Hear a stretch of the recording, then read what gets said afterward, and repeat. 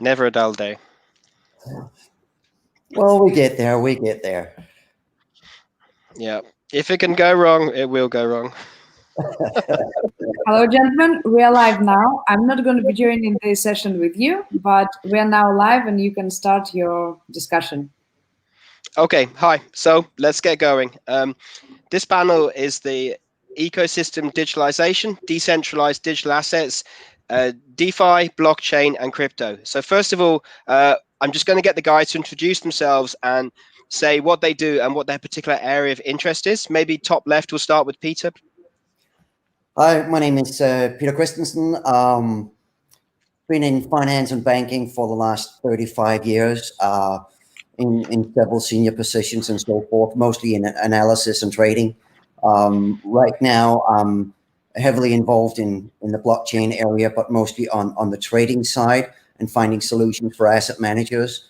We just launched a new platform called TradeMakers, which is mostly about giving access for ordinary people to professional managers. Awesome. Oh, sorry, go on. Yeah. Okay. I'm also involved in a company called Idonius, which is a luxury asset management token where you can actually utilize the blockchain for real estate, yachts, buying diamond, and so forth, which is a payment tokens. Very good, very good. Good practical application. Okay, so Dr. Babuk Beboudi, if I've said it right, could you maybe give us an idea of your expertise and experience, please? I'm co-founder and global CEO of Synchronium. We are a Forbes featured company for the blockchain-based innovation 2019. And meanwhile, we have established the world's first hybrid platform, Synchrobit, for trading various kinds of digital assets, which is available on synchrobit.io. Okay, all right. Okay, so I guess then with the two of you first, and we'll see if any of the others we find in cyberspace. What if things go well? What could 2021 look like? How fast could we see some of these things being rolled out? And maybe if we go with Peter first, and then Dr. Babak. Oh, I think what we're talking about at the moment when it comes to blockchain, and we're talking to, especially what I like at DeFinance, I would say it's 221 or 21. It's too early. It's too big an area. There's too many regulations, and that has to be in place. We need to have I would say, the approval from and integrations via the central banks, which is the most important thing that I think inside the finance. Okay, and so as for you, Dr. Babak, what are your thoughts on how soon some of these things could be appearing and being rolled out? Mm-hmm. So let me categorize my answer in three different teams. That we have three key players here: government, public, and also financial institutions. They are engaging together to make it happen. From my point of view, it has already started because, recently France government also announced that they want KYC and AML rules for the crypto transactions. I think change never changes, and governments, public sector, and financial sector are going to adopt the benefits of the blockchain technology so far, so close. So from my point of view, the pandemic, COVID-19 pandemic, forced everyone, ranging from the small size businesses to bigger ones, the governments and the public sectors and deniers and believers all together, to come to an agreement, to a mutual point that, okay, what we are denying doesn't work, what we are accepting doesn't look so reliable. So here innovations are coming to work. And from my point of view, 2021, maybe from the financial aspect, that nothing can change. But from the, let's say, acceptability aspect of the technology, we have a brighter year ahead. Okay, yeah. Are you finished, or was there something else you're going to say? Yeah, sure. Okay, so the reason I asked that is that leads into a question that I'd like you guys to both have think about, which is how do we manage expectations, and has this period of lockdown helped to nudge behavior in terms of more acceptance of doing things digitally, decentralized? Has this helped to on one hand move things along faster, and yet, as Peter said, maybe 2021 is too soon? So has there been a behavioral change, and therefore is it easier to have these conversations with people because they've seen that things could be done differently? Maybe Dr. Babak, because you touched on that, and then we'll go over to Peter afterwards. Okay, thank you, Simon. I think if we look at DeFi sector and also investment that people are doing in the cryptocurrency, and also let's say the volume of the trade, COVID-19 pandemic forced every business to change the business model. For several years, I've worked with Bain & Company as a business consultant in last decade. And, I was working at the sector of business, digital change and transformation.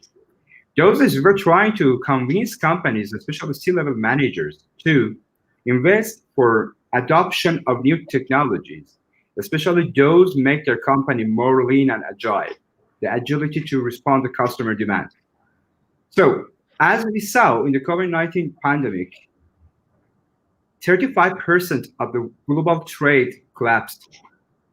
Many small businesses sank, and they faced with disasters, let's say, not the crashes. So by that, the natural forces of economy are pushing the societies, the governments, the business owners, the entrepreneurs, everybody to change, as change never changes. So I want to just give some signs of how things are going to change. If you look at the DeFi industry, last year, 2019, there was only $230 million locked in the DeFi platforms. Now we are talking about more than 10 billion. So where this money comes from, people are searching new ways for earning more money. And one of them is this sector. Another one is the number of investment, big institutions that, Simon, you know better because you are much more engaged in this issue as a famous influencer. However, the number of teeny accounts that they are coming to invest in cryptocurrency and digital assets are raising.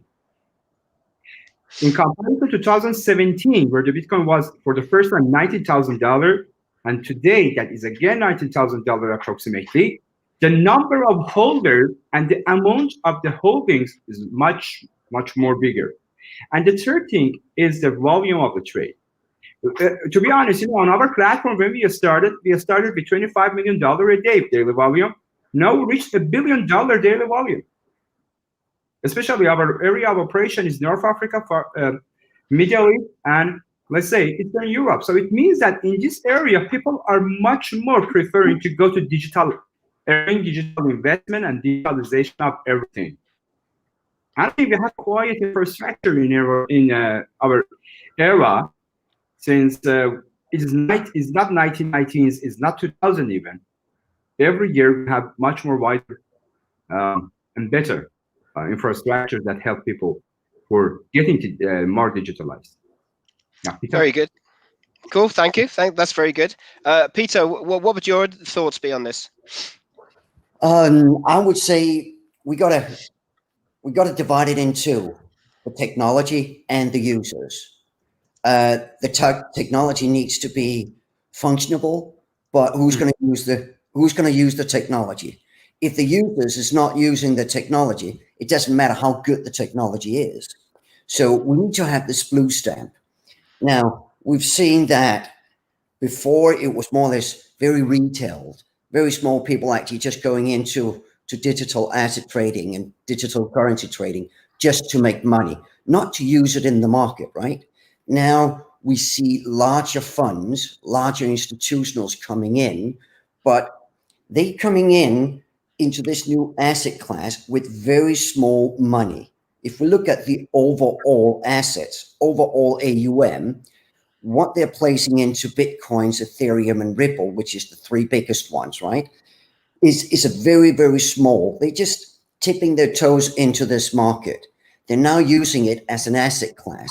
So we're actually stepping in from the retail We saw Bitcoin going all the way up to 20,000 and then dip down to 3,200 or just below 4,000.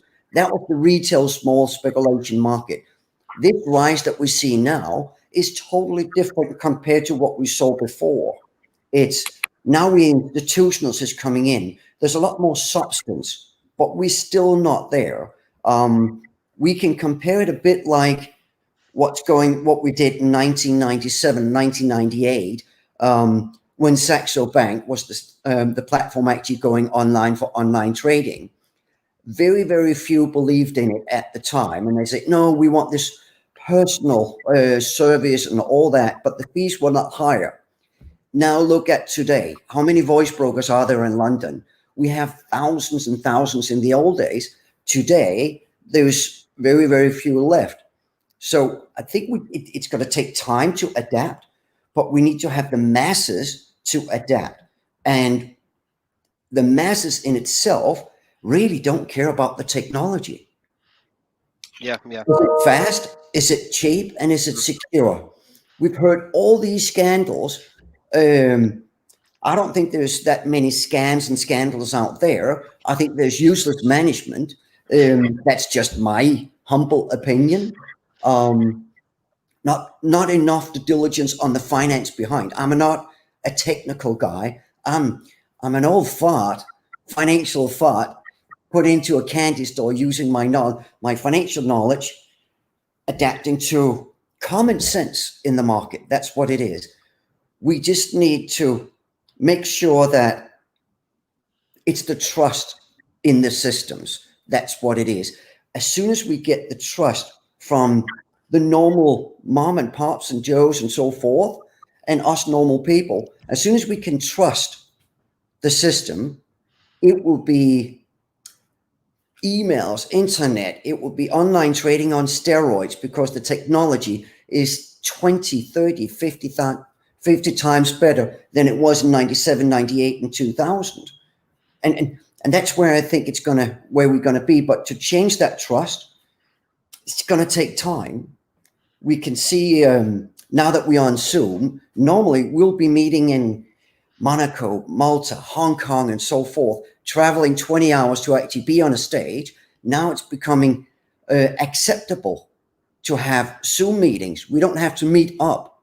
It's difficult to have a pint at the pub together, but it's a lot more acceptable now to be away from each other. And that's where I think COVID has boosted this online a lot.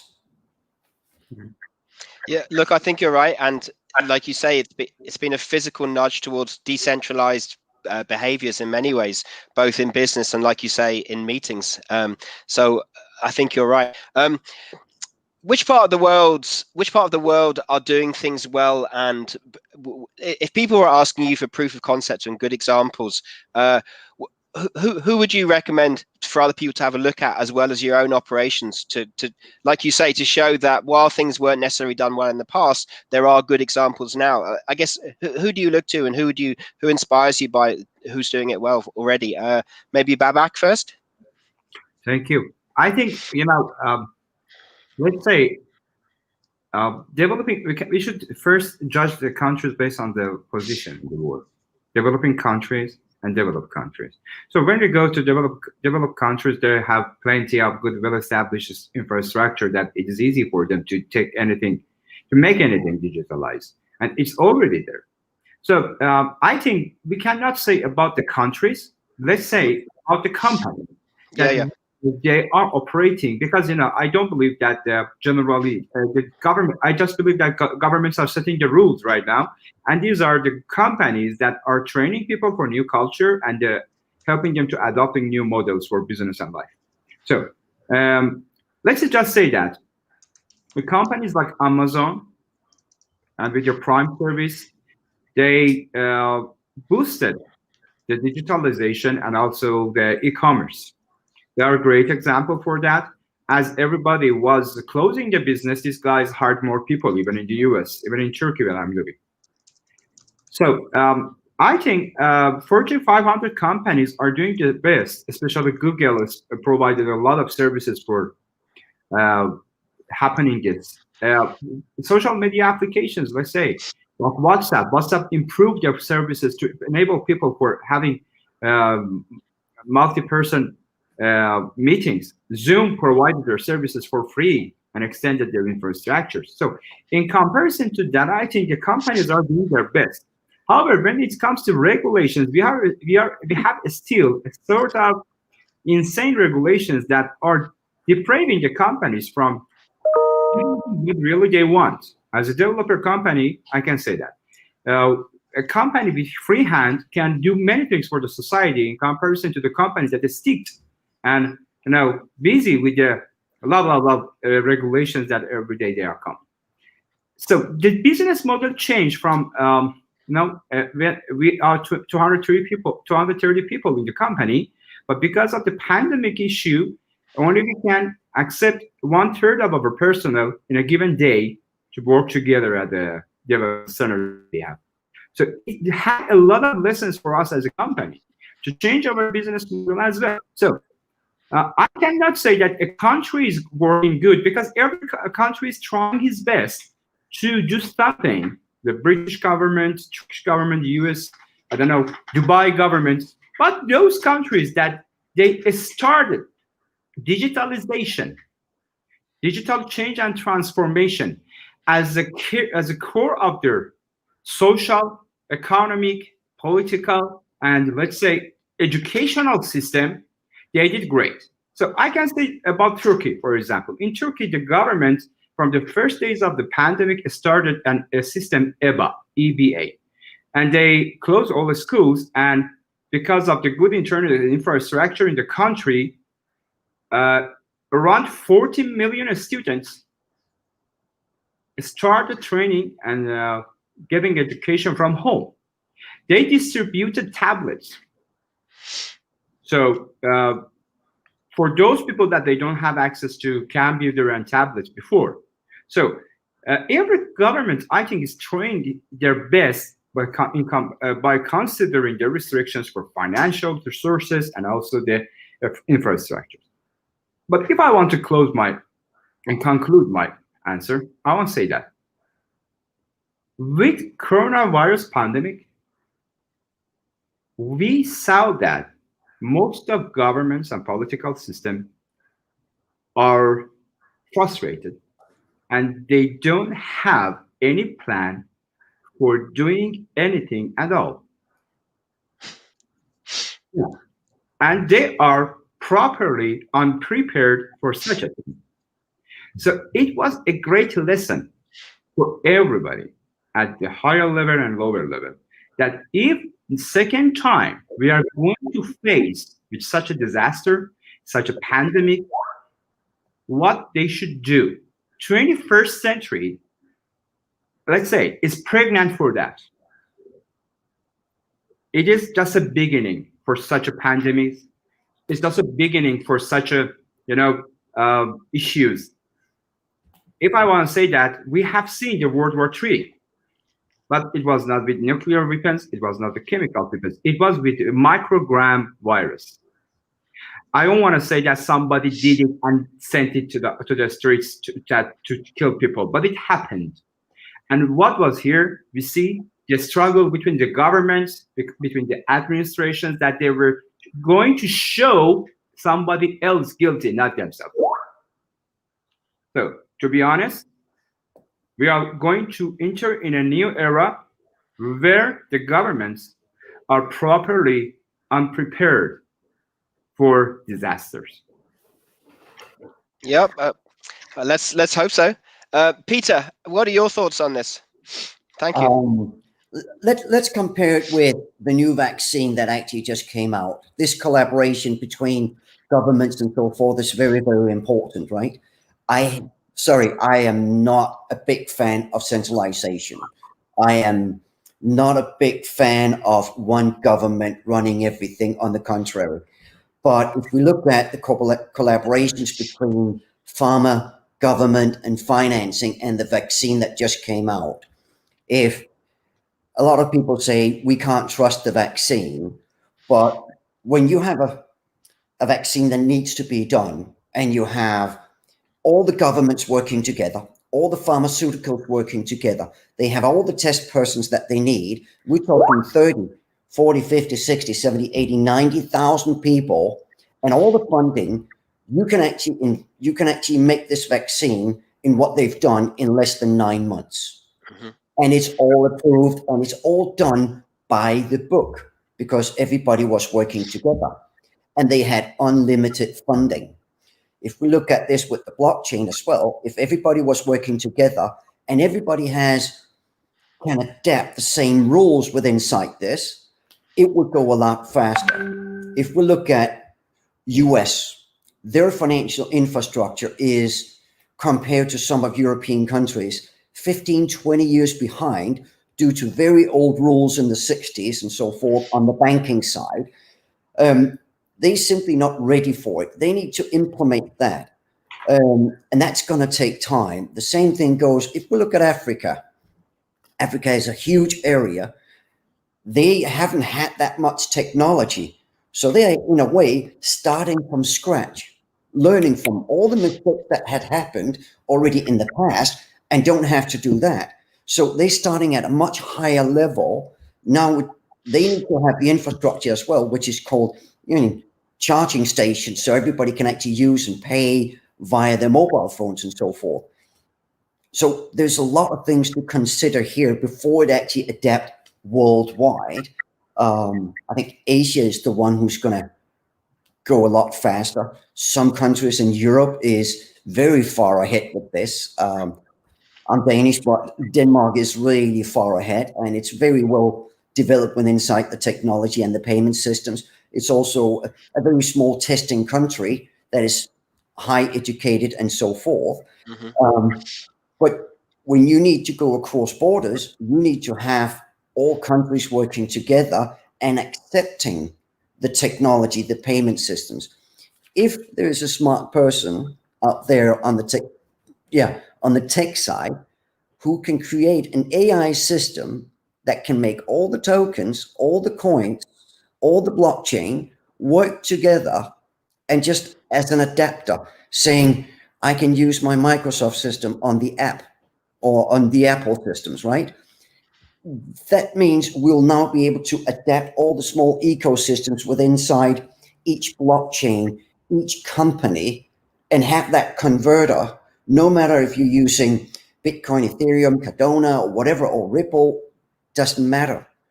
I'm very afraid of what Babak was talking about, the social media, that there will be one or two or three big companies that will run the whole thing. We're looking at right now with the US election or with other things that they can manipulate this. If we have one or two big, Amazon, Microsoft, and Apple and Facebook and so forth and Twitter, that they will be running everything.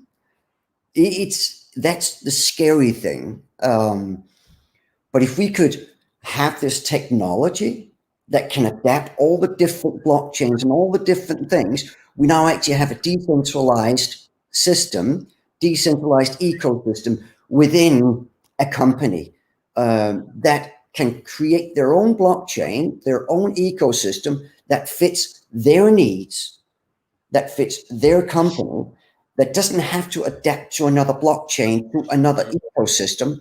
And this is where I think it's going, and that's on real estate, digitalized or tokenizations of real estate, tokenizations of your own house, your boat, or lending, and all these things. This is where we're going. I'm looking at a company called Concordium, which is verification, very much verification of KYC, AML, and all these things. That's where I think we're going. You can still be anonymous, but you'll always be able to track every single transaction, which is the new thing, KYT coming in, know your transaction. But it's also scary in another way, where it's Big Brother watching. There's pros and cons. No corruptions or very little corruption could be a very, very big thing here. But again, there's pros and cons. Yeah, look, I mean, we interviewed somebody from Vanuatu with Oxfam and the United Nations that was looking to roll out more effective payments to the unbanked. So therefore, it has massive potential for good. But like you say, at the same time, if it's used for like know your transactions in a nefarious way as well, I guess as always that the technology is neutral, and then it's about the humans using it in an appropriate way rather than for less good ends. So at the same time, in theory, it's this thing of sunlighting that if more of the process is transparent, then potentially this could take us to a place where there's less opportunities to do things in ways that are not appropriate. So I guess it's an open question, but like you were saying, when it becomes seamless, then people will use it and adopt it more if it just does things better. Within the boundaries of it doing it appropriately too and ethically. I guess both of you have mentioned slightly about cryptocurrencies and as to be used as an asset, but also to be used because of the utility that it offers. I guess why we'll briefly look at this. It's not the main focus, but why do you think that the value of cryptocurrencies has gone back up again? Is it that things got overhyped before and therefore it got distorted from the value they offer? And are people now, and you'd mentioned Babak too, that it's a much wider range of people holding it. So does this mean that it's the move towards a more digital based economy and currency is coming, or is that too optimistic an interpretation? What are your thoughts? Maybe we'll do Babak first and then Peter. It's about when I joined the Bitcoin clan, it was 2030. So if I compare it with 2030 when I was joined to the clan, now we are talking about a bigger clan. So why people are not coming and we are to the cryptocurrency and especially for investment? They are not coming for using it as the means of payment, because we know the most expensive cryptocurrencies that we have in the market, Bitcoin or Ethereum, there are not proper ways for doing payment. So the idea that cryptocurrency is going to replace the fiat system and going to replace it with something else, I think right now it doesn't work. With 7 transactions a second, we cannot force Uber company to use something like that. But what I want to say is that consider an average guy in the US, in Florida, Peter, in Dublin, Simon, or let's say in Dubai, or let's say in Beijing. He has lost his job. He is feeling that he is terrifying himself from the dark future that is coming to him. He has a petty cash saving, and he needs to afford the cost because most of governments cannot afford the pension for a wider range of the society. So what would you do? Also, when you look at the stock exchange market, so when the global business is in disaster, we can expect profit making from forex market. Is it true? So here, the petty cash investment comes to the crypto market, and it brings a hype. Sure, it brings a hype, and this hype can continue as long as there is an instability in the economy. From my point of view, this hype is real. It's not a manipulation like those of 2017, because now people know much more about cryptocurrency. In every language we see, just go to Telegram, you see hundreds of channels, professional channels, websites, whatever, in different languages.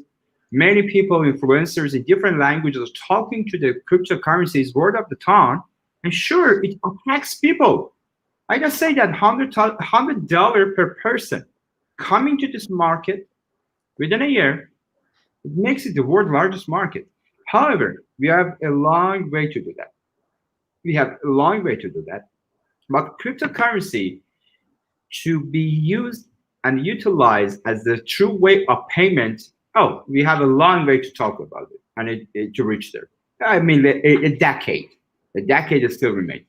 But as a source of investment, where I can pick it with my phone, cash it almost everywhere, and it is, it has all characters of investment.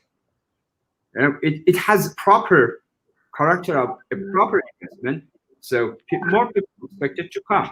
And as an exchange owner, I'm saying that people are coming with $100. They are trading. They're earning money.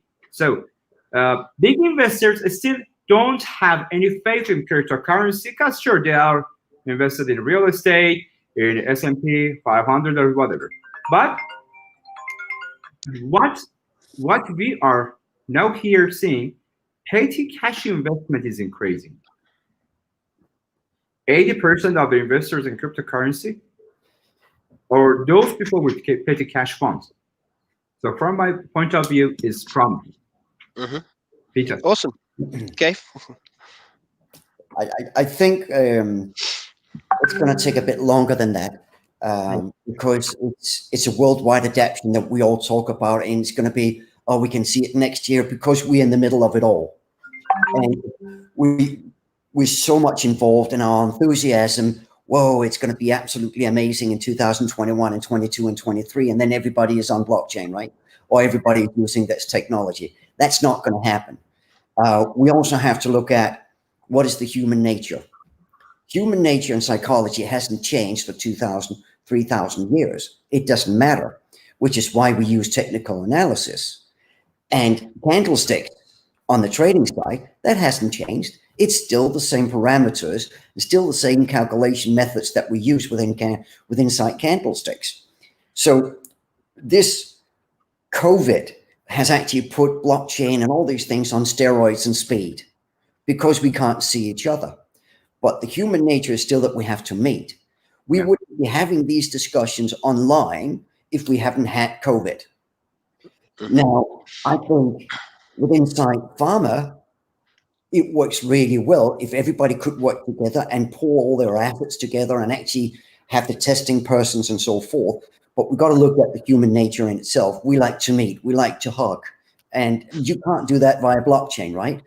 The day that comes, that's a totally different ball game, and then I'll be six feet under. But I think we've got to look at, when we're talking cryptocurrencies and we're talking about investment and so forth, it's still to come. There's a usage for different ecosystems and tokens, and there's usage for different assets to be invested in. I think definitely without any doubt, Bitcoin is what people are talking about. It's gold number 2 because there's a certain supply and that's it. And it's all about, in a way, very simple. There's more buyers than sellers. And when there's more buyers than sellers, yeah, it will go up.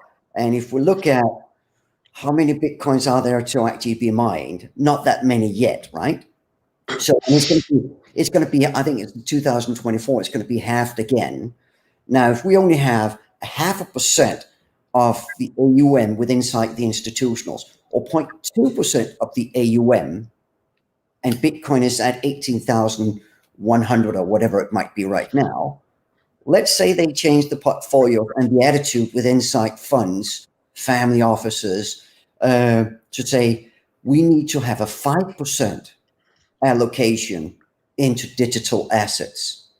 Right now, we're looking at 0.3, 0.2% of the assets. So we're talking 10, 20, 30-fold that needs to be put into the digital assets or digital currencies. So where it's going to stop, I don't know. I've heard 300,000 Bitcoins. I heard 250,000, 500,000. Let's be very careful. I don't think we've seen the top in Bitcoins at all, because this move has a lot more substance than it had before. Yes, it's going to be a bumpy ride, but if you look 10 years from now, yeah, why not buy a few and say, let's see if it goes to 100,000 or 200,000 or whatever it might be. There might be something else coming out gold-backed, but then again, it's the assets behind. We're talking securities now. Again, we're talking regulations. We are simply still in kindergarten, and we need to go to take the education of a PhD, and that takes a few years. But when we get there, the technology might have evolved a lot more. It will be faster. It will be more secured. Let's imagine when we talk about education. If you take your education around the world online, you can cheat because you can have several computers and all these things, unless you actually answer with your fingerprint. Now you can't cheat your exam. You can't do this. So all these securities needs to be put in place before we evolve. And there's a long way to go. Sorry, I can talk for hours about this. But I do believe we've seen nothing yet in the market and actually allocations of assets or AUM inside the digital assets. Yeah, look, I agree, and I think it's definitely an interesting time, and that also leads nicely into in 3 to 5 years' time, if things go well, both for your own companies and globally, what do you think the scenario would look like? And I guess so. We'll do Babak first. If you have a crystal ball and things go really well, what would your company be doing, and how would it be performing in 3 to 5 years' time? And also in a global context, what would good look like for you guys? Yeah. So for the new decade at Synchrony, we have a new chapter, let's say, new vision. We call it Vision 2030, Joint Vision 2030, and we are going to be more digitalized, and we are going to be more blockchain based as the nature of a company, and we are going to adopting the more distance working. Because we find this, the first days we faced it very hard, but now we are adopted this system, and I think it is a good business model for us, even when the pandemic is going on.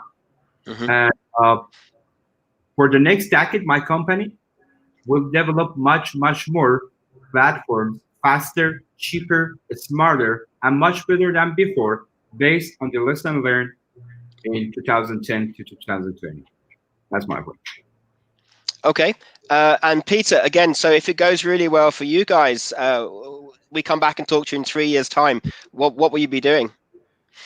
We will hopefully we will have a lot more products on trade makers and GP funds, where normal people will have a possibility to actually allocate your investment, your pension funds, into digital assets, but with a secure and professional way of risk management and so forth. Where today, if you are a high net worth individual, you have all the possibilities of diversifications into asset classes. If you are normal Joe, like most of us are, you have to take the next best because you don't have money enough to take the best. So this is where we put things a bit on turn it upside down, giving the masses access to, I would say, professional managed with a high risk management profile and system behind. Again, we're talking about trust. What we've done is it's not to get rich scheme very fast. This is long term and nothing else. I hopefully be involved in a bit more, I would say, digitalization or tokenizations of assets, especially also inside Idonius, which is a totally unique way of doing things. And I think we're the first token in the world that actually have, I would say, a minimum price of the token. It can't be traded under $10 to secure people's, I wouldn't say assets, but value of the token in itself. So it's a totally special little ecosystem. But I would say a large portfolio management system for us normal people with a secure way of actually managing assets on long-term basis. That's what I hope. Awesome. Look, I think it's been really interesting to talk to both of you, and for everyone who's been listening, they can look up you and your companies and therefore dig in more. And if they want to reach out to you, contact you online. I imagine you're both easy to find online. Sure, it's quite easy to find us online. Just Google is now a proper business card for everyone. Well, we can't meet, so we have to do it online, right? Thanks very much. I've been told that we have to call it a day now, so it's been lovely to speak to both of you. So good luck, and I enjoy following your careers. Thank you. Thanks, Simon. Thanks, Babak. Thank you, Peter. Thank you.